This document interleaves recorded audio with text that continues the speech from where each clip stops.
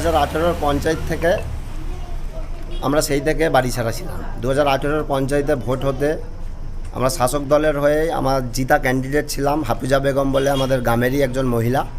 আমরা 5 বছর জিতা ক্যান্ডিডেট থাকার পরও আমাদেরকে এমএলএ ভোট নিয়ে বহুত ছাপ্পা করাতে বলে 18 সময়, তার আগে আমাদেরকে ডেকেছিল ছাপ্পা গ্রামে করাতে বলে বা আরও বাজে নানা রকম কারবারে বলে। আমরা তো সাপোর্ট করি না বা এইসব করতাম না বলে এমএলএ আমাদেরকে আর নেতৃত্ব দিয়েছিল না, অন্য কাউকে দিয়েছিল। তো আমরা নির্দল করেছিলাম 2018 পঞ্চায়েতে।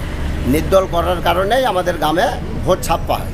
তো ছাপ্পা হওয়ার কারণে আমরা রুখে দাঁড়াতে সেই যে আমরা বাড়ি ছাড়া হয়েছিলাম, ওই দিন থেকে আমাদের প্রথমে একটা বরজান মল্লিক বলে বাড়ি আছে, ওনার বাড়ি প্রথম দিন লুট হয়। পরের দিন 2018 যে পঞ্চায়েত ছিল, পরের দিন থেকেই আমাদের রমজান মাস ছিল, রোজা শুরু ছিল। সেই রোজার প্রথম দিন ওই বরজান মল্লিকের বাড়ি আবার জ্বালিয়ে দেয়। তার 20-25 দিন পরেই আমাদের গ্রাম থেকে একজন মোহাম্মদ মহসিন খান বলে খুন হন। সেই কেসটা আমাদের নামে এমএলএ ওই রাজা সিং আমাদের নামে এফআইআর করে।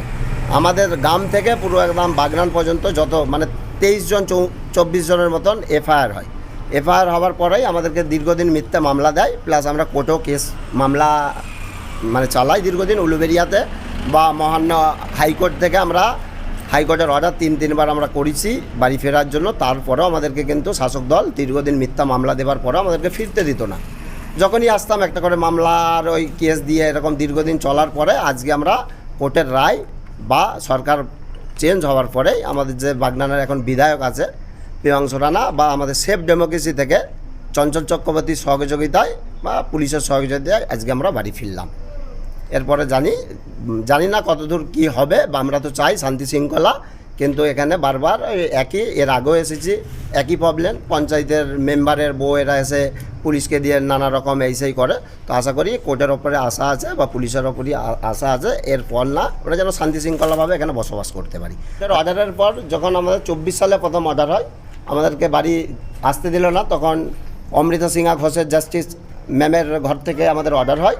তৃতীয় অর্ডার আবার হয় 2025 সালে কীটশঙ্কর ঘরের ম্যাজিস্ট্রেটের ক্লাসে। আর চতুর্থবারের মতন হয় আমাদের সুব্রত ঘোষ, সুব্রত ঘোষের ক্লাসে হয়, ম্যাডাম অর্ডার দেয়।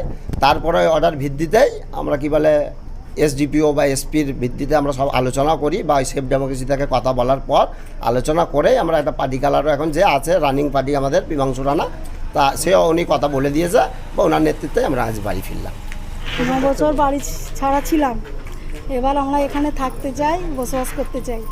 তো আমাদেরকে ওনারা থাকতে দেয় না। আমরা যখনই আসি তখনই আমাদেরকে নির্যাতন করে, আমাদেরকে বাড়িতেও থাকতে দেয় না, নানা রকমভাবে নির্যাতন করে। তো আমরা আসি যাই প্রায় এমন করি। তো আমাদেরকে থ্রেট দেয়, সবসময় আমাদেরকে ভয় দেখার পরে আমরা ছুটে পালিয়ে যাই।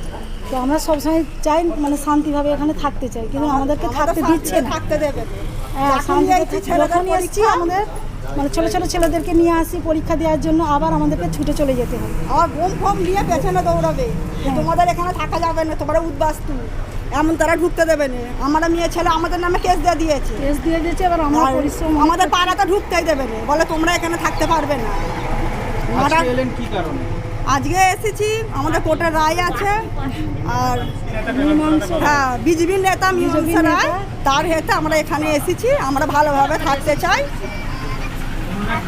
হ্যাঁ কোনো না ঝামেলা হয়, যেন একটু শান্তিভাবে থাকতে পারি, না। এর এগে আমরা 3বার এসেছি, আমাদের এখান থেকে ফিরত পেটে দিয়েছে, থাকতে দেয়নি। খালি বাহানা দেবে, ছেলেদের নামে কেস দিচ্ছে, মেয়েদের নামে কেস দিচ্ছে। মেয়েরা কি মানা করতে পারে? হিসাবে অত্যাচার করছে আমাদের উপর, সব দিক দিয়ে তারা করতেছে। সরকার পরিবর্তন হয়েছে, তার সহযোগিতায় আমরা বাড়িতে ফিরে এসেছি। আমরা শান্তিভাবে থাকতে চাই, আর পুরো জোর ঝামেলা আমরা চাই না।